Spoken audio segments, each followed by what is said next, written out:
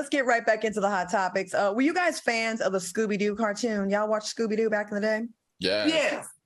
Well, one of the cartoon characters is returning back to the screen with a twist, some girl-on-girl love. In the new HBO Max movie Trick or Treat Scooby-Doo, it appears that Velma is a lesbian. We knew that, girl.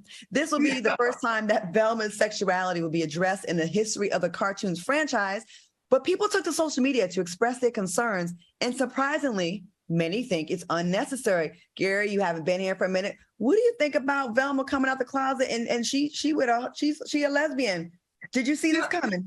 Yeah, it's not so much the idea, Claudia, that I saw it coming, but I am so sick and tired of people with the sexuality damn thing. Now you're destroying all the children's thought of Velma just having a mushroom haircut, like I looked at her ass, and just being a nice young lady. I mean, who cares? Who cares if she's a lesbian? I mean, who in the hell is she going with, Peppermint Patty?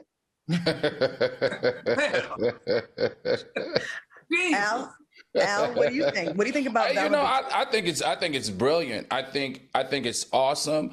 We know that Scooby-Doo, the franchise, the cartoon has been around for 50 years. That's longer than Bugs Bunny, and that's even longer than The Simpsons.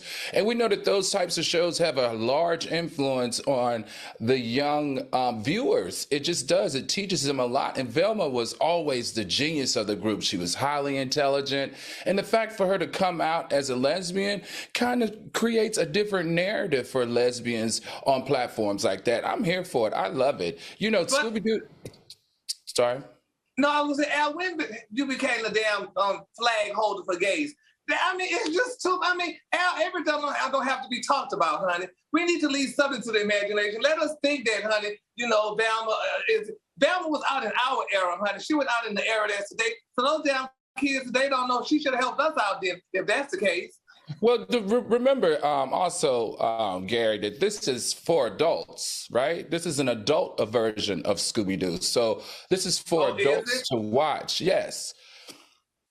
This is one of their many properties. You know, they've done, all for Scooby-Doo, they've done 19 TV series. They've done 2 live action movies. They've created 40 animated films, Scooby-Doo's, you know, intellectual property. And so they're expanding it now. And this is going to be the adult version of Scooby-Doo. So I think it makes sense. And I like the fact that it's a lesbian being portrayed in a very genius way. I only watched one Scooby-Doo, and that was the one when we was kids. So I don't know about these new ones. I'm going to say this, and I'll probably catch some flack for this, but I don't care. I say this all the time. I say this all the time. Why does any sexuality have to be in cartoons? It's about solving mysteries. Like, I don't care what they do when they're done with the, and that's just not for the LGBTQ community. That's for the heterosexuals too. I don't need to know if Scooby was trying to get at the other one and scrap whatever.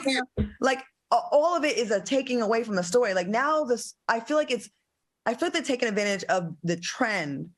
I'm sorry, of the times of really like getting attention. If you want to get attention for your show, your cartoon, just make one of your characters a member of the community. And I kind of feel like they're kind of exploiting the community when they do this. And it becomes more about that. Like, what about we just like get back to liking people and stories for the story and not for the gimmick of we've got a lesbian now. Exactly. I don't know if I can agree with that. I think some of these forced changes, I view it the same way that there were forced changes around the African Americans' ability to vote, African Americans being given the chance to go to college, you know, under, you know, equal opportunity, equal access. All these types of things were forced. So I think forcing this narrative really ends up being a voice for that underrepresented community. And I don't have a problem with it. Well, it's not so much a problem with it. I'm like with Claudia, I don't think everything has to be waved on the flag. I don't have to go, why do I have to go around telling everybody, oh, I'm gay, which I don't like that word, first of all. I don't like saying I'm gay. I like to say I have an alternative lifestyle. I don't believe in waving the flag and stuff, because after you tell anybody all that stuff, then what's my consolation? I also don't like things being compared to the struggle of African Americans. I think I think it's a huge difference. I think one, with Black people, it's a civil rights thing. It's a human rights thing. And I think with entertainment, I feel like the community sometimes gets exploited and may not even see it. You know what I mean? Like, I think sometimes they do it for the attention. Like, Al, I know we covered a few other stories where it was like, it's the same show, but they threw in a LGBTQ community member to get attention. And I'm like, it's almost like the token Black person sometimes. You know what I mean? Exactly. I don't know. All right, y'all. Well, we will definitely keep y'all up to date. And Gary, that was funny. Peppermint Patty and Velma. Okay, I see you.